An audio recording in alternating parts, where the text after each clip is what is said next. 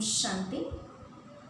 आज बाबा के 4 जुलाई 21 की अव्यक्तवाणी है, जिसकी रिवाइज तारीख है 30/1/88। आज की अव्यक्तवाणी का टाइटल है हिम्मत का दूसरा कदम सहनशीलता। जैसे हमने अगली मुरली में देखा, हिम्मत का पहला कदम ब्रह्मा बाप का समर्पण था। आज है दूसरा कदम सहनशीलता। आज ऑलमाइटी अथॉरिटी बाप विशेष अपनी पहली रचना ब्राह्मणों को देख रहे हैं। उसमें भी सबसे पहले नंबर 1 ब्रह्मा बाप को देखा। जैसे ब्रह्मा बाप ब्रह्मा सो फरिश्ता, फरिश्ता सो देवता बने, तो सबसे नंबर 1 गए। तो ये नंबर 1 कैसे प्राप्त किया, किस विधि से सिद्धि प्राप्त की, उसके लिए जरूर हम ऐसा ही कहेंगे कि पहला कदम समर्पण था और दूसरा है सहनशीलता। जैसे ही समर्पण हुए तो बाप के द्वारा तो बेहद के वर्षे की प्राप्ति की, लेकिन दुनिया वालों से क्या मिला? दुनिया वालों से तो जैसे कि अनेक प्रकार की गालियों की वर्षा हो गई, यही प्राप्ति की। तो ऐसे समय पर सहनशीलता का गुण धारण करके, सहनशीलता को अपना करके जरूर उस पेपर को भी पास किया, ग्लानि व अपमान को भी सहन किया। तो आज बाबा ने सहनशीलता की परिभाषा 4 हिस्से में बताई है। पहली बात ये कि यदि कोई प्रशंसा करे तो ऐसे समय पर मुस्कुराते रहना ये कोई बड़ी बात नहीं है, लेकिन बाबा ने कहा कि कोई ग्लानि करे, अपमान करे, क्रोधित होकर गालियों की वर्षा कर दे, ऐसे समय पर शांत रहना, उसको सहन करना, उस समस्या को पार करना, इसे बाबा ने कहा सहनशीलता। दूसरा बाबा ने बताया कि जो दुश्मन आत्माएं हैं उसके प्रति भी रहम की भावना रख के, रहम भावना से बोलना, देखना और संपर्क में आना, इसे कहते हैं सहनशीलता।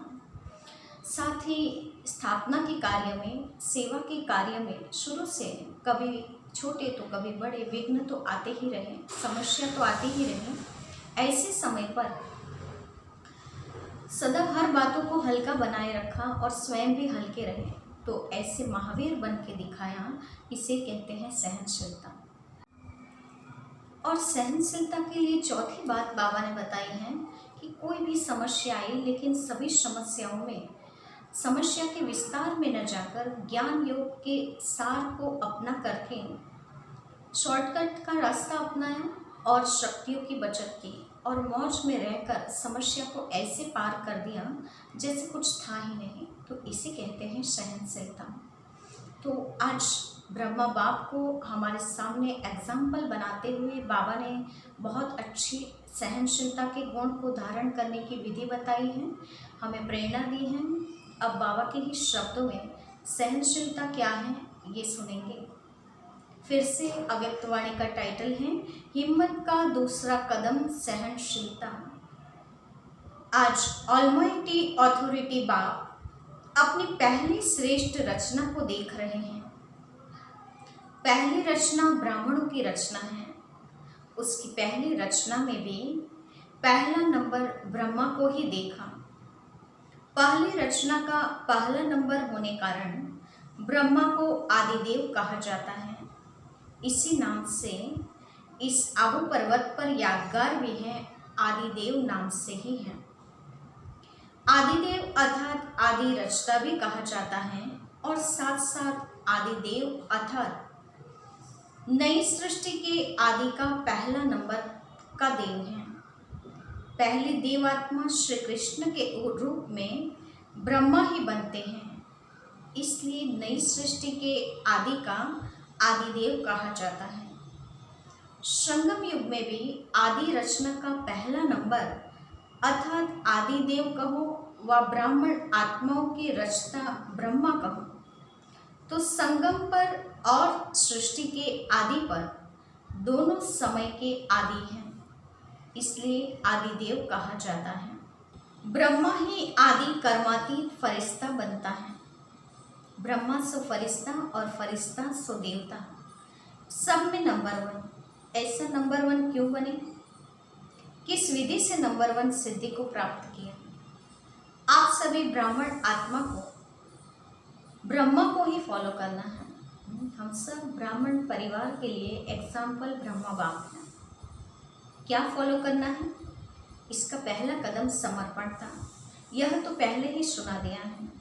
पहले कदम में भी स्वरूप से समर्पण बन के दिखाया। दूसरा कदम सहनशीलता। जब समर्पण हुए तो बाप से सर्वश्रेष्ठ वर्षा तो मिला, लेकिन दुनिया वालों से क्या मिला? बाबा कहते हैं बाप से तो वर्षे की प्राप्ति हुई, लेकिन दुनिया से क्या प्राप्ति हुई? सबसे ज़्यादा गालियों की वर्षा किस पर हुई? चाहे आप आत्माओं को भी गालियाँ मिली या अत्याचार हुए, लेकिन ज़्यादा क्रोध व गुस्सा ब्रह्मा को ही मिलता रहा। लौकिक जीवन में भी जो कभी एक अपशब्द भी नहीं सुना, लेकिन ब्रह्मा बना तो अपशब्द सुनने में भी नंबर 1 रहा। बाबा ने कहा अपने लौकिक जीवन में ब्रह्मा बाप ने कभी भी कोई अपमानजनक शब्द नहीं सुने थे, लेकिन जैसे ही ब्रह्मा बने तो बाबा ने कहा अपमानजनक शब्द सुनने पड़े, अपशब्द सुनने पड़े, तो उसमें भी नंबर 1 गए। सबसे ज़्यादा सर्व के स्नेही जीवन व्यतीत की, लेकिन जितना ही लौकिक जीवन में सर्व से स्नेही प्राप्त किया, उतना ही अलौकिक जीवन में सर्व के दुश्मन रूप बने। बच्चों के ऊपर अत्याचार हुआ तो स्वतः ही इनडायरेक्ट बाप के ऊपर भी अत्याचार हुए, लेकिन फिर भी सहनशीलता के गुण व सहनशीलता के धारणा स्वरूप बनकर सदा मुस्कुराते रहें, कभी मुरझाए नहीं।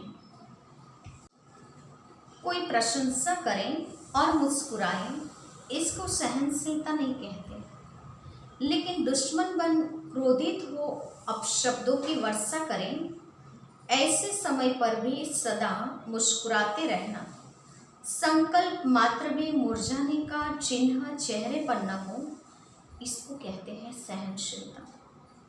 दुश्मन आत्मा को भी रहमदिल भावना से देखना, बोलना और संपर्क में आना, इसको कहते हैं सहनशीलता। स्थापना के कार्य में, सेवा के कार्य में कभी छोटे तो कभी बड़े तूफान आए। जैसे यादगार शास्त्रों में महावीर हनुमान के लिए दिखाते हैं कि इतना बड़ा पहाड़ भी हथेली पर एक गेंद के समान उठा लिया। ऐसे कितनी भी बड़ी पहाड़ समान समस्या हो या तूफान हो, विघ्न हो, लेकिन पहाड़ अर्थात बड़ी बात को भी छोटा सा खिलौना बनाए, खेल की रीति से सदा पार किया। वह बड़ी भारी बात को सदा हल्का बनाए, स्वयं भी हल्के रहे, दूसरों को भी हल्का बनाया, इसको कहते हैं सहनशीलता। छोटे से पत्थर को पहाड़ नहीं, लेकिन पहाड़ को गेंद बनाया, अर्थात कि विस्तार को सार बनाया, यह है सहनशीलता। विघ्न को, समस्याओं को अपने मन में व दूसरों के आगे विस्तार करना, अर्थात पहाड़ बनाना है, लेकिन विस्तार में ना जाए, नथिंग न्यू के फुल स्टॉप से बिंदी लगाए, बिंदी बन आगे बढ़े, इसको कहते हैं विस्तार से सार में लाना। सहनशील श्रेष्ठ आत्मा सदा ज्ञान योग के सार में स्थित हो, ऐसे विस्तार को, समस्या को, विघ्नों को भी सार में ले जाते हैं, जैसे ब्रह्मा बाप ने किया। जैसे लंबा रास्ता पार करने में समय, शक्तियाँ समाप्त हो जाती हैं अथवा ज़्यादा यूज होती हैं, ऐसे विस्तार है लंबा रास्ता पार करना, और सार है शॉर्टकट रास्ता पार करना। पार दोनों ही करते हैं, लेकिन शॉर्टकट करने वाले समय और शक्तियों की बचत होने कारण निराश नहीं होते, दिल शिकस्त नहीं होते, सदा मौज में मुस्कुराते हुए पार करते हैं, इसको कहते हैं सहनशीलता। बाबा बता रहे हैं कि कोई भी समस्या आए लेकिन समस्या के विस्तार में न जाकर, क्यों क्या में न जाकर ज्ञान योग के सार को अपना करके शॉर्टकट का रास्ता अपनाएं और इसी में अपनी शक्तियों की बचत की, बची हुई शक्तियों को श्रेष्ठ कार्यों में लगा दिया जिससे श्रेष्ठ भाग्य बना पाए। तो ऐसे मौज में रहकर समस्या को पार किया, इसे कहते हैं सहनशीलता। आगे बाबा सहनशीलता के लिए कहते हैं, सहनशीलता की शक्ति वाला कभी घबराएगा नहीं कि क्या ऐसा भी होता है क्या। सदा संपन्न होने कारण ज्ञान की याद की गहराई में जाएगा। घबराने वाला कभी गहराई में नहीं जा सकता। सार वाला सदा भरपूर होता है, इसलिए भरपूर संपन्न चीज की गहराई होती है। विस्तार वाला खाली होता है, इसलिए खाली चीज सदा ही उछलती रहती है। तो विस्तार वाला यह क्यों, यह क्या, ऐसा नहीं वैसा, ऐसा होना नहीं चाहिए। बाबा विस्तार वाले जो बच्चे हैं इसके शब्द बता रहे हैं, क्यों हुआ, क्या हुआ, ऐसा नहीं वैसा, ऐसा तो नहीं होना चाहिए। ऐसे संकल्पों में भी उछलता रहेगा और वाणी में भी सबके आगे उछलता रहेगा। बहुत स्वाभाविक बात है, जो मनसा में होगा, संकल्प में होगा, तो बाहर वाणी से भी वही प्रतिक्रिया दिखाई देगी। और जो हद से ज़्यादा उछलता है तो क्या होगा, बाबा पूछ रहे हैं, हद से ज़्यादा उछलते हैं तो क्या होता है, हाँफता रहेगा। बाबा ने कहा हाँफता रहेगा, स्वयं ही उछलता, स्वयं ही हाँफता और स्वयं ही फिर थकता। अपने ही संकल्पों से हम थक जाते हैं, अपने ही संकल्पों की जाल बनाते हैं। जैसे मकड़ी अपनी जाल में फंस जाती है, वैसे बाबा ने कहा हम अपने संकल्पों के जाल में ऐसे फंस जाते हैं जो हम खुद ही थकान महसूस करते हैं। सहनशील इन सब बातों से बच जाता है, इसलिए सदा मौज में रहता, उछलता नहीं लेकिन उड़ता रहता है। तो दूसरा कदम है सहनशीलता। यह ब्रह्मा बाप ने चल करके दिखाया। सदा अटल अचल सहज रूप में मौज में रहे, मेहनत नहीं की। इसका अनुभव 14 वर्ष तपस्या करने वाले बच्चों ने भी किया। 14 वर्ष महसूस हुए या कुछ घड़ियाँ लगे। बाबा पूछ रहे हैं हम बच्चों से कि शुरू में जिन्होंने तपस्या की उससे 14 साल बहुत लंबे लगे या फिर कुछ घड़ियों की बात थी, मौज से रही या मेहनत लगी। वैसे स्थूल मेहनत का पेपर भी खूब लिया, कहाँ नाच से पलने वाले और कहाँ गोबर के गोले भी बनवाए, मैकेनिक भी बनाया, चप्पल भी सिलवाई, मोची भी बनाया तो माले भी बनाया। लेकिन मेहनत लगी या मौज लगी। 14 साल की तपस्या में कुछ बाहर की सेवा तो उस समय थी नहीं, तो बाबा ने यज्ञ सेवा में हड्डी हड्डी कैसे लगाना है, सारी कर्मण सेवा पर जोर दिया था। तो बाबा ने कहा कहाँ नाच से पलने वाले बच्चियाँ और कहाँ यज्ञ में आकर सब कुछ करना सीखा। तो बाबा ने कहा कि कितनी मेहनत लगी उसमें या फिर मौज का अनुभव हुआ। सब कुछ पार किया ना, लेकिन सदा मौज के जीवन का अनुभव रहा। जो मुझे वह भाग गए और जो मौज में रहे वह अनेकों की मौज के जीवन का अनुभव करा रहे हैं। बाबा ने कहा जो मूझ गए ऐसी बातों में उसे उस समय भाग जाना पड़ा, यानी कि छोड़ दिया यज्ञ, बाबा को छोड़ दिया। और बाबा ने कहा जो मौज से रहें वो खुद तो अपना भाग्य बनाकर मौज से रहें, लेकिन साथ साथ आज औरों को भी मौज करा रहे हैं, मौज की अनुभूति में ले जा रहे हैं। जो मुझे वह भाग गए, अभी जो मौज में रहे वह अनेकों की मौज की जीवन का अनुभव करा रहे हैं। अभी भी अगर वही 14 वर्ष रिपीट करें तो पसंद है ना। बाबा ने कहा अभी पहले क्या हुआ, तपस्या की और सेवाओं का विस्तार हुआ। अभी सेवाएं बहुत बढ़ गई हैं, अभी सेवाएं समेटकर वापस 14 साल तपस्या करने का समय आएगा। तो बाबा ने कहा वो पसंद आएगा। अभी तो सेंटर पर अगर थोड़ा सा भी स्थूल काम भी करना पड़ता है तो सोचते हैं, इसीलिए संन्यास किया क्या, क्या इस काम करने के लिए है? मौत से जीवन जीना, इसको ही ब्राह्मण जीवन कहा जाता है।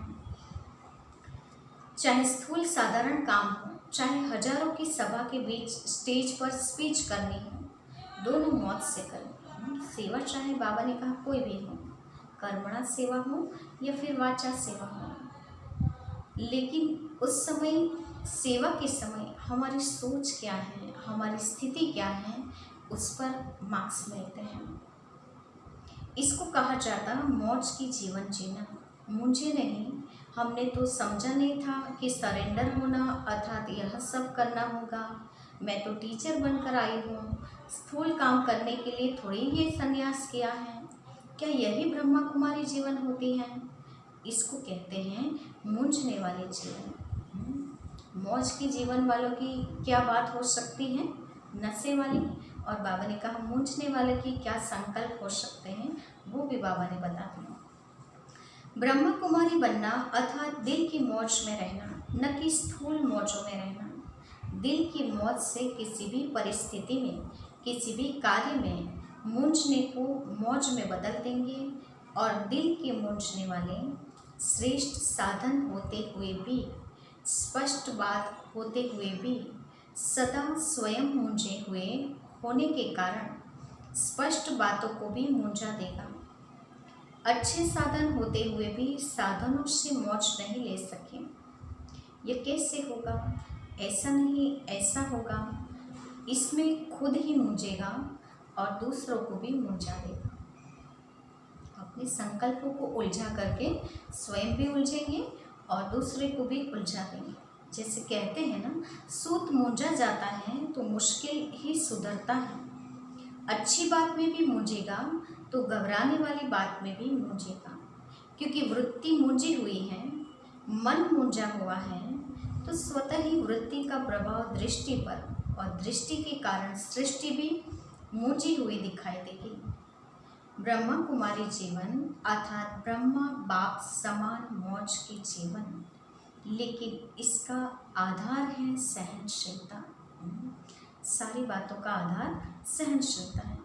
तो सहनशीलता की इतनी विशेषता है, इसी विशेषता के कारण ब्रह्मा बाप सदा अटल और अचल रहे। 2 प्रकार के सहनशीलता के पेपर सुनाए।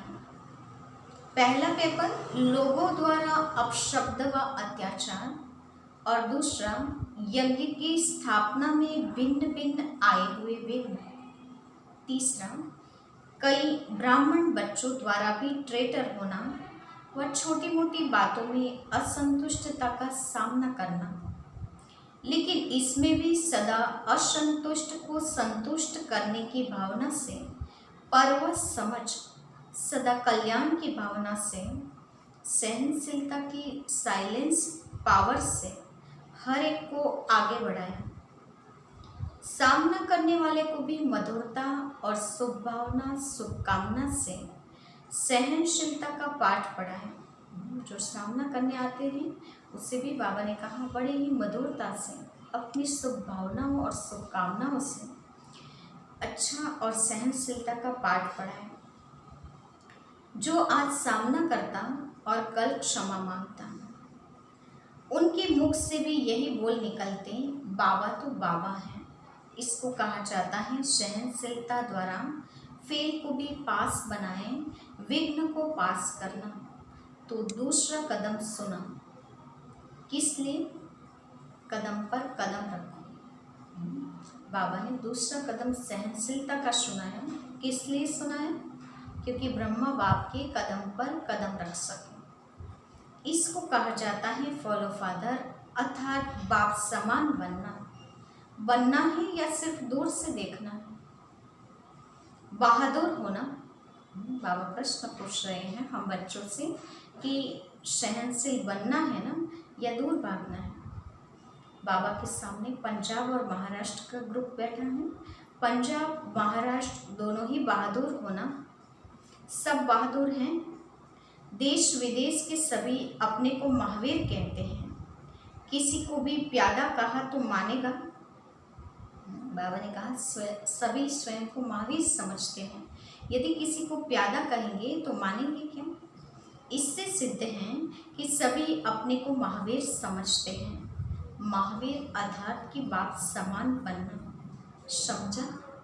अच्छा, देश विदेश के सर्व बाप समान सदा बुद्धि से समर्पित आत्माओं को सदा हर परिस्थिति में हर व्यक्ति से सहनशील बनकर हर बड़ी बात को छोटा कर सहज पार करने वाले, सदा विस्तार को सार रूप में लाने वाले, सदा ब्राह्मण जीवन मौज के जीवन में जीने वाले, ऐसे बाप समान बनने वाले महावीर श्रेष्ठ आत्माओं को बाप दादा का समान भव की स्नेह संपन्न याद प्यार और नमस्ते। हम बच्चों की ओर से भी बाप दादा को याद प्यार और नमस्ते। अब पार्टियों से मुलाकात है। पार्टियों में बाबा ने कुमारों से कहा, कुमारों की विशेषता क्या है? कुमार जीवन श्रेष्ठ जीवन है क्योंकि पवित्र जीवन है और जहाँ पवित्रता है वहाँ महानता है। कुमार अर्थात शक्तिशाली, जो संकल्प करे वह कर सकते हैं। कुमार अर्थात सदा बंधन मुक्त बनने और बनाने वाले, ऐसी विशेषता है ना, जो संकल्प करो वही कर्म में ला सकते हो। बाबा ने कहा सोचना और करना एक हो सकता है, ये सोचना अलग करना अलग है। स्वयं भी पवित्र रह औरों को भी पवित्र रहने का महत्व बता सकते हैं, ऐसी सेवा के निमित्त बन सकते हैं। जो दुनिया वाले असंभव समझते हैं, ब्रह्मा कुमार चैलेंज करते हैं, तो हमारे जैसा पावन कोई हो नहीं सकता। क्यों? क्योंकि बनाने वाला सर्वशक्तिमान है। दुनिया वाले कितना भी प्रयत्न करते हैं लेकिन आप जैसे पावन बन नहीं सकते। आप सहज ही पावन बन गए। सहज लगता है ना? बाबा पूछ रहे कुमारों से कि ये जीवन सहज लग रही है ना, या दुनिया वाले जैसे कहते हैं कि यह अननेचुरल है, ऐसा लगता है? कुमारों की परिभाषा ही है चैलेंज करने वाले, परिवर्तन कर दिखाने वाले, असंभव को संभव करने वाले। दुनिया वाले अपने साथियों को संग के दोष में ले जाते हैं और आप बाप के संग में ले आते हैं। बाबा ने कहा दुनिया वाले कुमार जो हैं वो अपनी संगति में ले जाते हैं, और यहाँ बाबा ने कहा जो ब्रह्मा कुमार हैं वो औरों को बाप के संग में ले आते हैं। तो इतना अंतर है। उन्हें अपना संग नहीं लगाते, बाप के संग का रंग लगाते हैं, बाप समान बनाते हैं। तो ऐसा है ना। फिर दूसरे पॉइंट कुमारों के लिए बताते हैं। कुमार अर्थात सदा अचल अडोल, कैसी भी परिस्थिति आ जाए लेकिन डगमग होने वाले नहीं, क्योंकि अपना साथी स्वयं बाप है, और जहाँ बाप है वहाँ सदा ही अचल अडोल होंगे। जहाँ सर्वशक्तिमान होगा वह सर्व शक्तियाँ तो होंगी ही। शक्तियाँ के आगे माया कुछ नहीं कर सकती है। बाबा कहते हैं जहाँ सर्व शक्तियाँ हैं वह माया कुछ नहीं कर सकती। इसीलिए कुमार जीवन अर्थात सदा एकरस स्थिति वाली जीवन, हलचल में आने वाले नहीं। जो हलचल में आता है वह अविनाशी राज्य भाग्य भी नहीं पा सकता। थोड़ा सा सुख मिल जाएगा लेकिन सदा का नहीं। अविनाशी सुख नहीं, थोड़े समय की प्राप्ति का सुख होगा। इसलिए कुमार जीवन अर्थात सदा अचल एकरस स्थिति में स्थित रहने वाले। तो एकरस स्थिति रहती है या दूसरे रसों में बुद्धि चली जाती है। बुद्धि एक ही बाप की प्राप्ति का रस ले रही है, बाबा पूछ रहे हैं, या अनेक रस में बुद्धि डिवाइड हो जाती है। सब रस एक बाप द्वारा अनुभव करने वाले, सर्व संबंधों का रस एक बाप से पीने वाले, इसको कहते हैं एक रस अर्थात अचल अडोल। ऐसा एक रस स्थिति वाला बच्चा ही बाप को प्यारा लगता है। तो यही सदा याद रखना कि हम अचल अडोल आत्माएं एक रस स्थिति में स्थित रहने वाली हैं। फिर माताओं से मुलाकात है। पहले पॉइंट, माताओं के लिए बाप दादा ने सहज मार्ग कौन सा बताया है जिससे सहज ही बाप की याद का अनुभव कर सके, मेहनत न करनी पड़े। याद को ही सहज बनाने का साधन क्या है? तो दिल से कहो मेरा बाबा। जहाँ मेरा कहते हो वहाँ सहज ही याद आती है। तो सहज याद का साधन कौन सा बताया बाबा ने? मेरा बाबा शब्द। सारे दिन में जो मेरा है वही याद आता है। कोई भी मेरा हो, चाहे व्यक्ति चाहे वस्तु। फिर बाबा ने डॉट डॉट लगा दी है, अर्थात कि हमारी मेरे मेरे की लिस्ट बहुत सारी लंबी है और जहाँ मेरापन होगा वही याद आएगा। ऐसे यदि बाप मेरा कहते हो तो मेरा समझते हो तो बाप ही याद आएगा ना। तो बाप को याद करने का सहज तरीका, दिल से कहो मेरा बाबा। सिर्फ मुख से मेरा मेरा नहीं कहना, अधिकार से कहना। यही सहज पुरुषार्थ कर आगे बढ़ते चलो। सदा ही इस विधि से सहज योगी बनो। मेरा कहो और बाप के खजानों के मालिक बन जाओ। दूसरी पॉइंट है, माता ही सदा अपने को पद्मा पदम भाग्यवान समझती हूँ। घर बैठे बाप मिला तो कितना बड़ा भाग्य हो गया। बाबा माताओं से कहते हैं घर बैठे भगवान मिल गया तो कितना बड़ा भाग्य है। दुनिया वाले बाप को ढूंढने के लिए निकलते हैं और आपको तो घर बैठे मिल गए, तो इतना बड़ा भाग्य प्राप्त होगा ऐसे कभी संकल्प में भी सोचा था? यह जो गायन है घर बैठे भगवान मिला, यह किसके लिए है? जरूर आपके लिए है ना। तो इसी श्रेष्ठ भाग्य को स्मृति में रख आगे बढ़ते चलो। वाह मेरा श्रेष्ठ भाग्य, ये खुशी के गीत गाते रहो, खुशी के झूले में झूलते रहो, खुशी में नाचो और गाओ। तीसरी पॉइंट, शक्तियों को सदा कौन सी खुशी रहती है? सदा बाप के साथ कंबाइंड हूँ। शिव शक्ति का अर्थ ही है कंबाइंड। बाप और आप दोनों को मिलाकर कहते हैं शिव शक्ति। तो जो कंबाइंड है उसे कोई अलग नहीं कर सकता। शिव और शिव की हम सब शक्तियाँ कंबाइंड हैं तो इसे कोई अलग नहीं कर सकता। ऐसी खुशी रहती है। निर्बल आत्माओं को बाप ने शक्ति बना दिया। तो यही सदा याद रखो कि हम कंबाइंड रहने के अधिकारी बन गए। पहले ढूंढने वाले थे और अभी साथ रहने वाले हैं। यह नशा सदा रहे। कितना भी माया कोशिश करें लेकिन शिव शक्ति के आगे माया तो कुछ भी नहीं कर सकते। अलग रहते हो तो माया आ जाती है। बाबा ने कहा आप शक्तियाँ शिव से अलग हुई, आप बाप से अलग हुए तो माया के आने के चांस हैं। कंबाइंड रहो तो माया नहीं आ सकती। तो यही वरदान सदा याद रखना कि हम कंबाइंड रहने वाली शिव शक्ति विजयी हैं। अच्छा, आज का वरदान है कंफ्यूज होने के बजाय लूज कनेक्शन को ठीक करने वाले समस्या मुक्त भव। कंफ्यूज होने के बजाय लूज कनेक्शन को ठीक करने वाले समस्या मुक्त भव। वरदान का विस्तार है, सभी समस्याओं का मूल कारण कनेक्शन का लूज होना है। सिर्फ कनेक्शन को ठीक कर दो तो सर्व शक्तियाँ आपके आगे घूमेंगी। यदि कनेक्शन जोड़ने में 1-2 मिनट लग भी जाते हैं तो हिम्मत हार कर कंफ्यूज न हो जाओ। निश्चय के फाउंडेशन को हिलाओ नहीं। मैं बाबा का और बाबा मेरा, इस आधार से फाउंडेशन को पक्का करो तो समस्या मुक्त बन जाएंगे। दिल से बाबा ने कहा पक्का जिक्री अंदर ये पक्का होना चाहिए कि मैं बाबा का और बाबा मेरा। इस फाउंडेशन को हिलाना नहीं है। इस फाउंडेशन को पक्का रखेंगे तो कनेक्शन ठीक रहेगा और कनेक्शन ठीक है तो हम कंफ्यूज नहीं होंगे और समस्या से सदा मुक्त बने रहेंगे। आज का स्लोगन है बीज रूप अवस्था में स्थित रहना यही पुराने संस्कारों को परिवर्तन करने की विधि है। पुराने संस्कारों को परिवर्तन करने की विधि बाबा ने विशेष क्या बताई? बीज रूप अवस्था।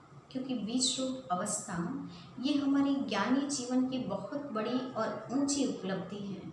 यदि इस उपलब्धि को, इस चोटी को हम छू लेते हैं तो बाबा ने कहा कि पुराने संस्कारों को परिवर्तन करना सहज हो जाएगा। अच्छा, ओम शांति।